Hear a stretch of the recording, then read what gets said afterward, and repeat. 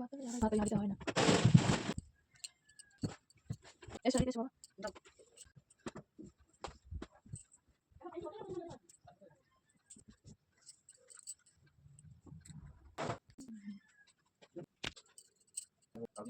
আমি 10 নামিয়েছি।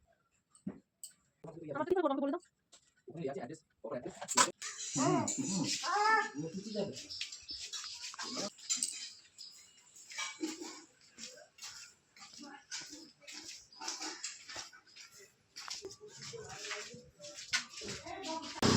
টাটা করে দাও একটু বাবাকে।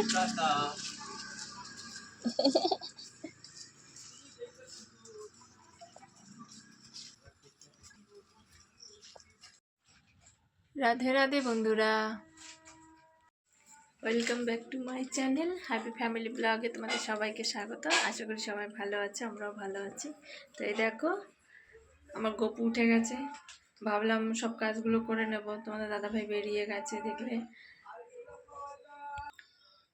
তো হলো না, বাবু উঠে গেছে। আর সব থেকে বড় কাজ হলো আমার ওকে খাওয়ানো। তো ওকে আগে খাইয়ে নিই, কারণ খাওয়াতে গেলে প্রচুর টাইম লাগে। তো আগে বাবুকে খাওয়াই, খাইয়ে দিয়ে চান করিয়ে দেবো, তারপরে ও ঘুমাবে, তারপর আমি বাকি কাজগুলো করব। কারণ না ঘুমালে আমি কিচ্ছু করতে পারবো না, সব পুরো ঘুম থেকে উঠেছে আবার হাই তুলছে। তো চলো ওকে খাইয়ে নিই, তোরা দেখতে থাকো ভিডিওটি। তো দেখলে তোমার দাদাভাই বেরিয়ে গেছে, আর টিফিন সব রেডি করে দিয়েছি। এখন আমি বাবুকে ঘুম পাড়াবো, তারপর আমি বাকি কাজগুলো করব। তা তোমরা দেখতে থাকো, আমি সকাল থেকে কি কি করি সেটাই আমি তোমাদের সাথে শেয়ার করছি। সকাল থেকে সারাটা দিন আমি কি করি, বাবুকে নিয়ে কিভাবে আমার দিন কাটে সেটাই তোমার। কত আনন্দ দেখো। দাঁড়াও দাঁড়াও দাঁড়াও দাঁড়াও, আবার দাঁড়াও বাবা, আরেকবার করো আরেকবার করো। এই তো আস্তে আস্তে দাঁড়াবে, এখনো দাঁড়াতে পারে না, এই প্রথমবার দাঁড়ালো। আর এমনি খাট ধরে এক পা করে এগোয়। তো চলো ওকে আমি শুয়ে দিই, তারপর আমি বাকি কাজগুলো করছি। এই দেখো আমার গপুর খাই দিয়ে চান করিয়ে নিয়ে এসছি। দেখো চান করেছে, একটু শ্যাম্পু করেছে মাথায়।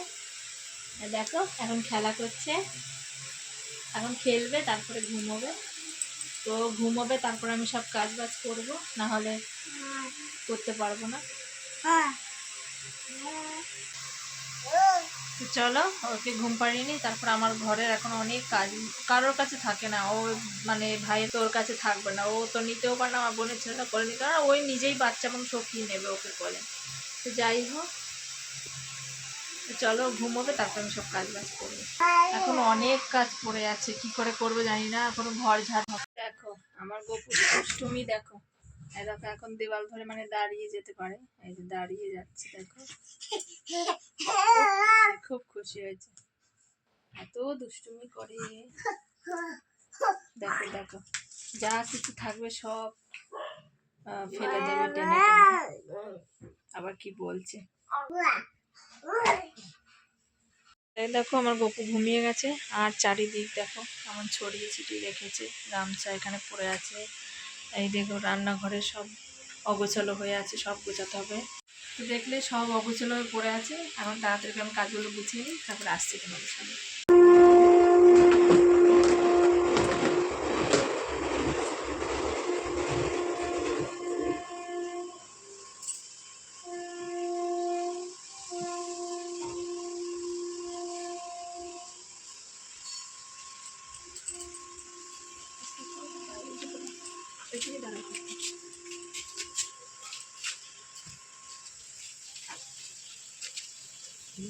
হ্যাঁ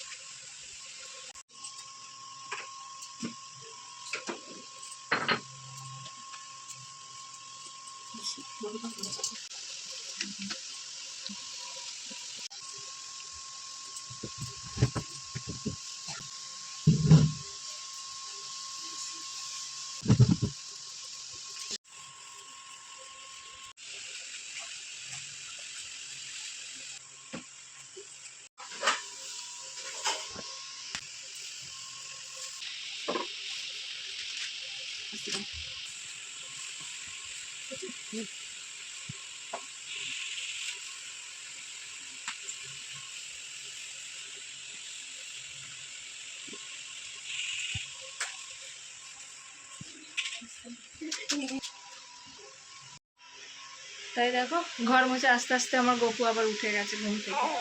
ওকে আবার ঘুম পাড়াবো, তারপরে আমি যাবো স্নান করতে। তো ঠিক আছে, বা দেখতে থাকো, আমি ঘুম পাড়াই। দেখো শুধু সারাদিনে কি কি করি আর কখন কাজটা করি আমি। তো চলো, মানুষ অনেক কথাই বলে, কিন্তু যে করে সেই একমাত্র বোঝে, আর যার ওপর দিয়ে ঝড় দেয় সেই জানে। ঠিক আছে চলো। তাই দেখো ঘুমোচ্ছে না গপু, কি করব, তাই যে গাড়িতে বসিয়ে দিয়েছি। গাড়িতে বসিয়ে দিয়ে এখন আমি স্নান করবো। এখন আমি এই গাড়ি করে রেখে দিয়ে আমি যাব স্নান করতে। থাকবে না জানি, কিন্তু না হলে আমার সব কাজগুলো কি করে করব।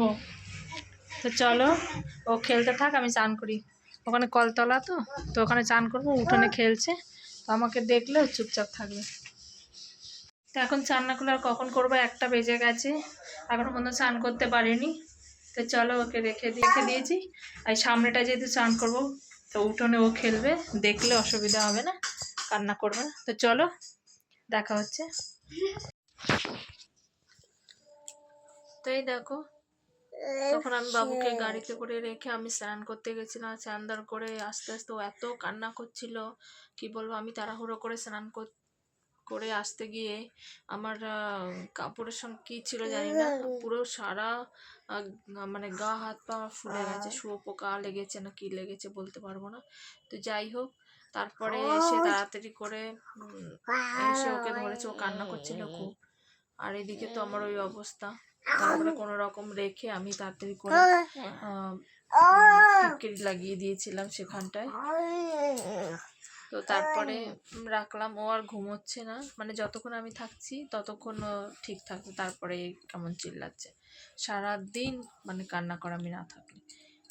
আর ওকে রেখে কিচ্ছু করতে পারি না আমি, মানে খেতেও পারিনি ঠিক মতো। খেতে বসেছি তখন এত বিরক্তি করছিল, আমি খাবারে উঠে গেছি, খেতেও পারিনি। তারপরে ওকে নিয়ে একটু শুয়েছিলাম, আর তোমাদের আর দেখাতে পারিনি।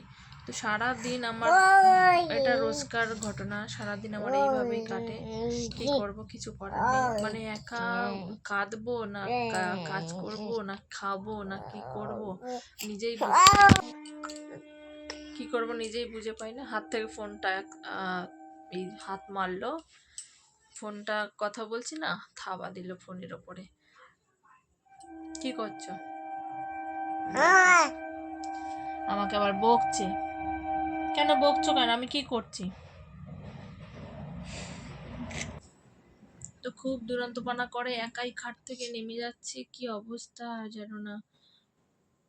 একা নামতে না ধরতে পারলে অনেক বড় বিপদ হয়ে যেত। মানে ওকে রেখে আমি কিচ্ছু করতে পারি না, আমার খুব সারাদিন এইভাবেই কাটে। এই দেখো আমার গপু নাচছে, নাচো।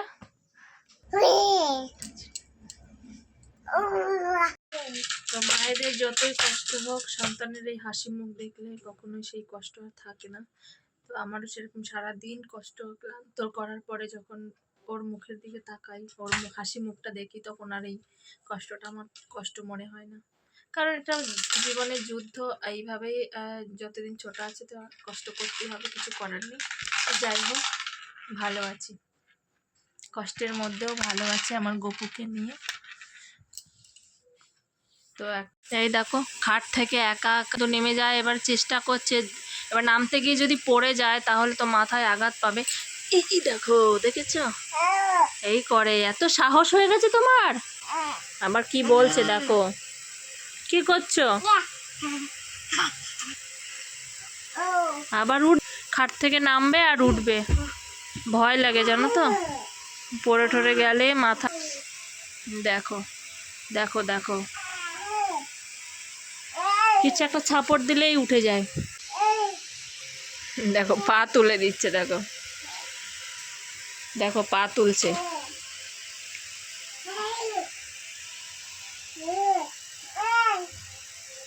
খুবই খারাপ লাগছিল আজকে, একটা অনেক বড় ঘটনা হতে যাচ্ছিল, খারাপ কিছুই হতে, তো যাই হোক।